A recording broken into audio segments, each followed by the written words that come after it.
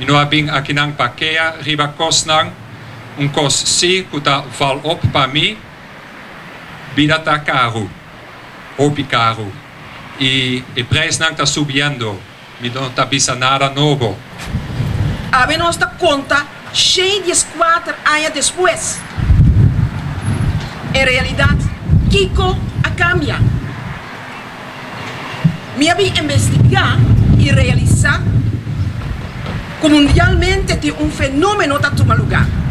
País tão grande, uma colônia e município especial, está virando mais rico anualmente. Nunca anteriormente país não estava assim rico. Pero essa aqui está fata morgana. País não estava assim rico. Pero essa aqui está fata morgana. Anteriormente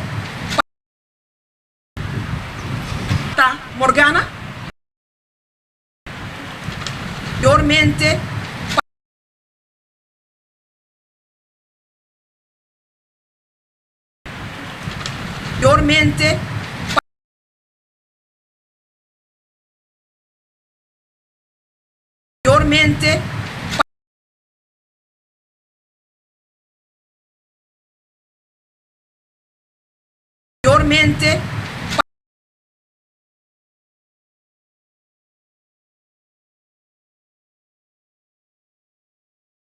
anteriormente para cara de mama, família, amigo ou outro, o tawado puxar de certa direção, o eigenlijk nota boa paixão.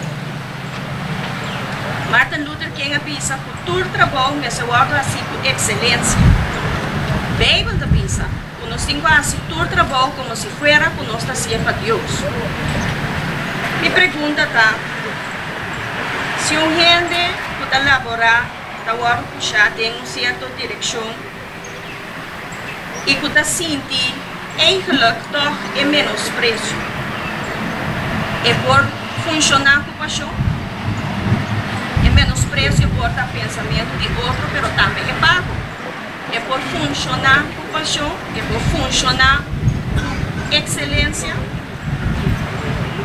Para nós centrar na cuidar-se na trabalho com paixão, nós temos que estar seguros mesmo como comunidade.